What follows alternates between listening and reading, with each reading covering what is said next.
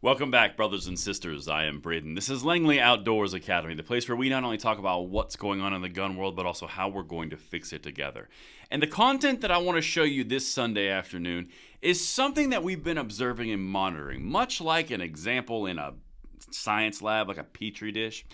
In Virginia, we've had gun controllers passing a litany of gun control, from assault weapons bans all the way to safe storage laws to if you look at a gun, you get taxed. I mean, literally, it's anything in the world that they can pass because they have the Senate and they have the House, all right? There's only one tiny problem.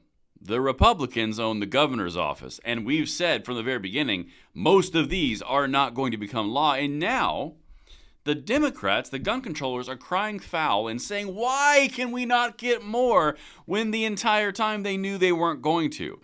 Everything will be linked in the description box below, and understand the game that they are playing because we're about to nuke it from orbit. And of course, make sure you hit that like button, subscribe to the channel, and turn the notification bell on if you want to spread these rights to the next generation as I do. And if you guys are looking for an amazing piece of apparel to wear to the range next time you're going to a gun event, this logo that I'm talking about is right here on my shirt. This is the Langley Outdoors Academy logo. You can get it now in your merch to dispel the anti-gun bad juju and attract those of a like mind of freedom in the Second Amendment, and it is available right down there in the description box. You guys have asked for it, and here it is, and thank you for that support. All right, beautiful people, let's get it. Let me show you what they're up to. In Democrat-led session, gun safety advocates ask why Virginia Dems won't get more on gun safety. Well, now, guys, I mean, like, we've talked about this a lot. It's almost like they didn't watch the videos or they didn't get the memo. The entire time, the gun controlling apparatus in Virginia, the Democrats, were pushing these gun control bills, they openly said it was only to put pressure on Youngkin and to put pressure on the Republicans in Virginia to get more power for themselves. They quite literally said that out loud. And now that the bills have passed the House and the Senate, and they've gone to the governor's not signing them yet, now all of a sudden it's, why can't we accomplish it? You knew you weren't going to accomplish it the whole time. They're living in a detached reality. Just saying. Let me show you what I'm talking about. And here's an updated article 2 days after the original one we're covering. Youngkin signs marriage equality measure and takes a tougher line against gun control. Now, the funny part about this is, and that's from March 9th, that's from yesterday.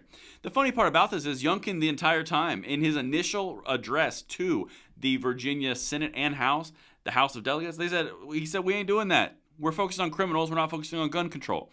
So you had the governor say, we're not doing it, I'm not signing into the law. You had the Democrats in the House of Delegates and the Senate say, we're going to pass all these bills anyway. And then when it doesn't get signed into law, like the governor said he wasn't going to do, the gun control advocates are going, why does this keep happening to me? Guys, they told you it was. The Democrats used you for their own power. Does it sound familiar? Because it's the play they do all the time. Let's continue. Let me show you what I'm talking about here. Let me see if I can paint this picture. As Virginia's 2024 legislative session ends, the fate of dozens of Democrat-backed gun safety bills is unsettled. For the first time since 2021, Democrats controlled both houses of the Virginia legislature. As the session started, Democrat leaders promised a big push on gun safety. Oh, they gave a big push. Massive amounts of bills were passed that were completely ludicrous to even think were possible that Youngkin would sign, because Virginia is right there, like on the razor's edge, blue to red. Ugh, it just hurts. They even said he wasn't going to do it, but they did it anyway. They are playing their constituents. The Glock switch ban is now on the way to the governor's desk for his signature, and it's expected to get it, but that may be where the agreement on this issue ends, in Richmond and the politics of it take over. Gun safety advocates told the I-Team just signing something on gun safety isn't what they were hoping for this season. Quote, I'm sure Youngkin and his team will evaluate them, and then he'll cherry pick which ones he might want to sign, said Lori Haas, an advocacy manager for the Center of Gun Violence Solutions at the Johns Hopkins Bloomberg School of Public Health. Wow. How many more gun control buzzwords can you fit in a title of a school? Anyway,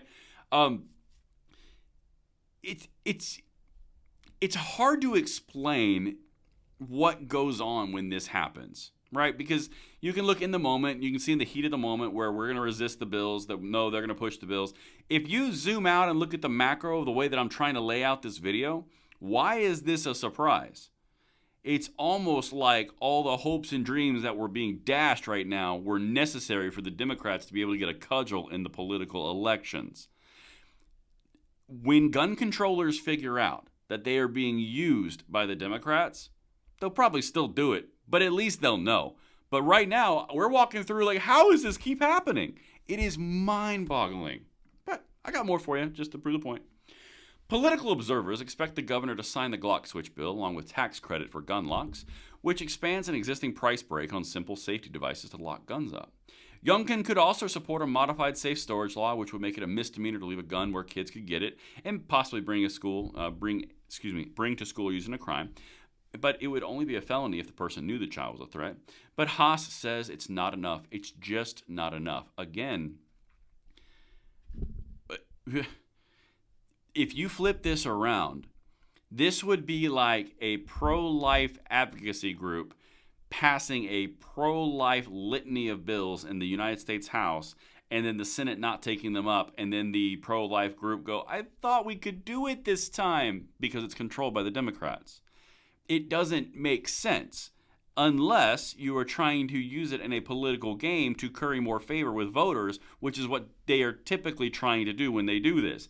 I'm trying to dispel this whole myth of maybe we'll get it this time versus political power grabs. Anyway, let's continue. It's just not enough, though. So here's where we get hyperbolic. On average, 3 people will die today from firearms. What about those families? Haas asked. What is the governor going to do to care for them? What is the governor going to do to prevent violence? What are you talking about? 3 families are going to die today, or 3 individuals will die today of firearms? Where? In Virginia or nationally? But where's your cited source? How do you know that? It's just, they're reaching for straws so drastically because they are not getting their determined outcome because the Democrats gave them false hope on pretenses. Haas hopes the governor would sign a more robust safe storage bill, which is passing through the House and Senate, and consider the assault weapons ban that Democrats pushed through. Okay, well, let's talk about that assault weapons ban. Jones knows the governor may not sign the assault weapons bill. Quote, here's the power part. But he's going to have to tell the Virginia delegation. He's going to have to tell everyday Virginians. He's going to have to tell moms, dads that we don't care about these streets, these guns being on the street. The governor has until Friday. We already talked about that. But that last segment right there, it's all about setting up the governor for failure in the political elections coming up in November. This is not about giving the gun controllers what they want because they knew they can't achieve it.